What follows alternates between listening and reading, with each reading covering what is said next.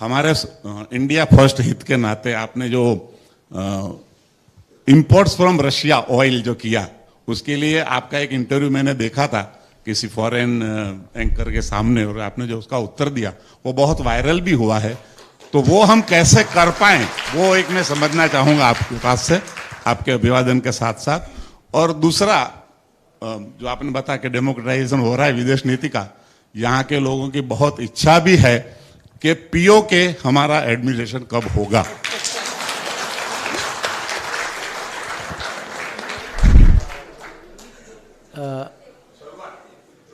जो पहला मुद्दा जो आपने उठाया, देखिए नॉर्मली कूटनीति में दूसरों से पब्लिक में जितना कम बहस हो उतना अच्छा है नॉर्मली।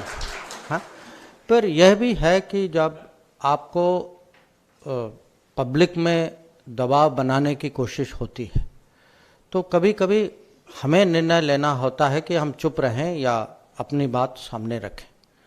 और उस दिन जो मुझे पता है आप किसकी बात कर रहे हैं, उस दिन वो मुझे ऐसे सिचुएशन में डाला गया कि मुझे लगा कि साफ साफ जवाब देना चाहिए।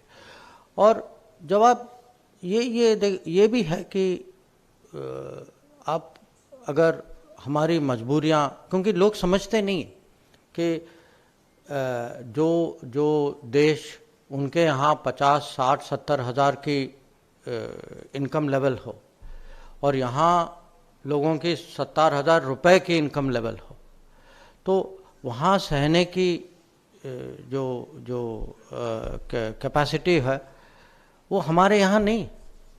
तो जो ऑयल प्राइस, जो ऑयल इंपोर्ट की कीमत जो है, ये फॉरेन पॉलिसी का मुद्दा नहीं, फॉरेन पॉलिसी का भी है, पर ये एक किस्म से बहुत बेसिक लेवल में आम नागरिक का विषय है।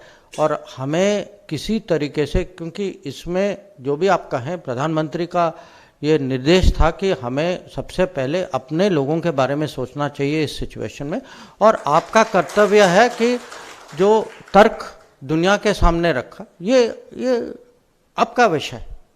पर उनके मन में था कि यहाँ अगर भारत की इकोनॉमी देखें, भारत के जो आम नागरिक की जो इन्फ्लेशन जो इसके कारण, ऑयल प्राइसेस के कारण हुआ, जितना हम बचा सकते हैं उतना बचाना चाहिए।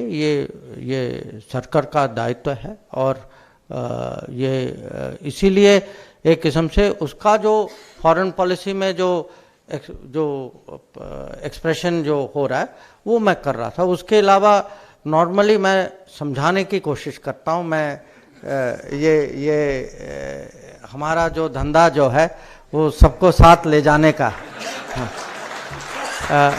जो दूसरा विषय जो है, आप भी जानते हैं, मैं भी जानता हूँ कि सबकी आशा क्या है। अब देखिए